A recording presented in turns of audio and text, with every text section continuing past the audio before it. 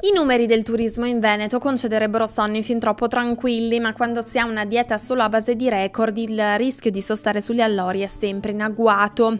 Un continuo crescendo è il titolo non a caso del rapporto ufficiale che ha fotografato il movimento turistico nella nostra regione l'anno scorso. La sintesi numerica predisposta dall'unità organizzativa Sistema Statistico della Regione del Veneto in collaborazione con la Direzione Turismo è stata presentata oggi a Venezia. Rispetto al 2016 gli arrivi sono cresciuti del 7,4% e le presenze del 5,8%, il che vuol dire oltre 69 milioni di turisti che hanno soggiornato in Veneto nel 2017, di cui 47 milioni sono stranieri. La Germania è al primo posto tra i paesi che più amano e visitano la regione.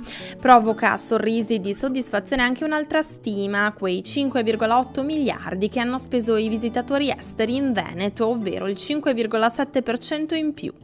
Ma si sa, poco è più volubile del turismo, preda di mutamenti sociali ed economici, condizionato dalle politiche internazionali e spesso influenzato dalla sirena della moda. La parola d'ordine è migliorare ancora.